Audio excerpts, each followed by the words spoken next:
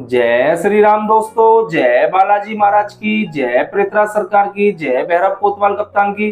दोस्तों आज के लिए एक दुखद भरा टॉपिक है।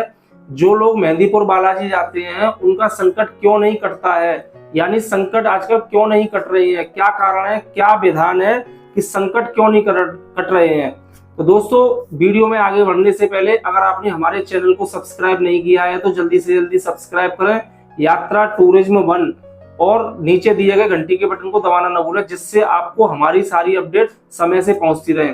तो दोस्तों हम टॉपिक पर थे, जिन व्यक्तियों का संकट मेहंदीपुर बालाजी में नहीं कट रहा है, वे व्यक्ति इतने हताश हैं, इतने निराश हैं कि उनको क्या क्या सामना करना पड़ रहा है, बहुत ही दुखी हैं। तो दोस्तों हर प्रकार के संकट के लिए अलग अलग विधान है।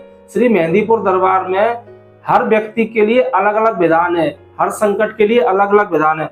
आप लोगों का प्रश्न होगा कि एक संकटधारी का संकट कट जाता है और दूसरे संकटधारी का संकट नहीं कटता है, ऐसा क्या कारण है कि बाबा उनकी सुनता है और दूसरे संकटधारी की नहीं सुनता है। तो दोस्तों हम आपको बताते हैं, ये संकट 3 प्रकार के होते हैं। पहला होता है जो किसी चौराहे वगैरह से लग गया हो, या जिस संकट से आपका पहले कोई नाता रहा हो या कोई लगाव था, वो उस प्रकार के संकट होते हैं। इस प्रकार के संकट आपके श्री मेहंदीपुर दरबार में अर्जी एवं दरखास्त लगाते ही बाबा इन संकटों को अपनी शरण में ले लेते हैं और इन लोगों के संकट बहुत जल्दी ही कट जाते हैं। दूसरे प्रकार के संकट होते हैं किसी तांत्रिक या ओझा द्वारा भेजा गया संकट। ये संकट वचन ले लेते हैं। किसी भी तांत्रिक कोई भी व्यक्ति के ऊपर जब संकट छोड़ता है तो वह संकट से वचन ले लेता है कि आपको उसके शरीर के साथ में रहना है और कुछ भी हो आपको कुछ बोलना नहीं है। इस प्रकार के संकट आपके शरीर से चिपके रहेंगे और उनको बंधन डाल दिया जाता है। ये किसी प्रकार का उनको बांध के रख दिया जाता है कि यह किसी भी प्रकार से अपना मुंह नहीं खोले, यानी चौकी वगैरह होती है, तांत्रिक क्रिया होती है, ये सारे उनके ऊपर होते हैं। इस प्रकार के संकट श्री बालाजी महाराज में जाते तो हैं, उनकी पेशी आती है, उन संकटों की पेशी आती है, लेकिन कुछ समय बाद उनकी पेशी आना बंद हो जाती है और धीरे धीरे पेशी आती रहती है। इस प्रकार के संकट बालाजी महाराज के यहाँ कटते नहीं है। अच्छा, कुछ लोग कुछ बुद्धिजीवी कहेंगे बाबा काट नहीं सकते क्या संकटों को? हाँ, बाबा काट सकते हैं, लेकिन बाबा नीच प्रवृत्ति के संकटों से अलग रहते हैं। यानी जैसे उदाहरण के लिए आपके घर में कोई भी मेहमान आए और वह गंदगी से लिपटा हुआ हो और मलमूत्र से लिपटा हुआ हो तो आप उसे अपने घर में प्रवेश नहीं होने देंगे। इसी प्रकार बाबा का स्थान है। बाबा उन्हीं संकटों के अपने शरण में रखते हैं, बाबा उन्हीं संकटों को अपने शरण में रखते हैं जो अच्छे विचार वाले होते हैं और अच्छी प्रवृत्ति वाले होते हैं। ये नीच प्रकार के जो संकट होते हैं, गंदे संदे जो रहने वाले संकट होते हैं, यह 3 पहाड़ी पर शमशान भैरव एवं माता काली के द्वारा काटे जाते हैं। यानी संकटधारी व्यक्ति बाबा के आरती में खेलता है और अपना संकट कटवाने की सोचता है, लेकिन उनका संकट नहीं कटता है, क्योंकि बाबा ने हर देव को अलग अलग कार्य सौंप रखा है। भैरव बाबा को अलग कार्य दिया है, श्री प्रेतराज सरकार को अलग दिया है, शमशान भैरव को अलग दिया है, माता काली को अलग दिया है, भंगीवाड़े को अलग कार्य दिया है।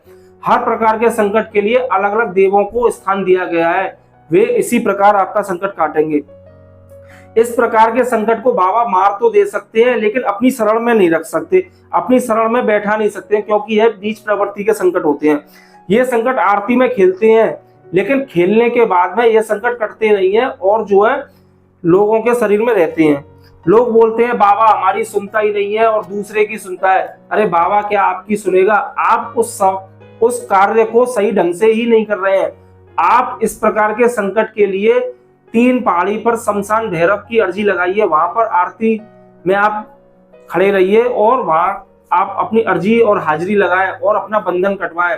वहीं पर ये सारे संकट कटेंगे और बाबा तभी सुनते हैं, और ये सारे संकट उधर ही बैठते हैं, ना कि बाबा के चरणों में बैठते हैं।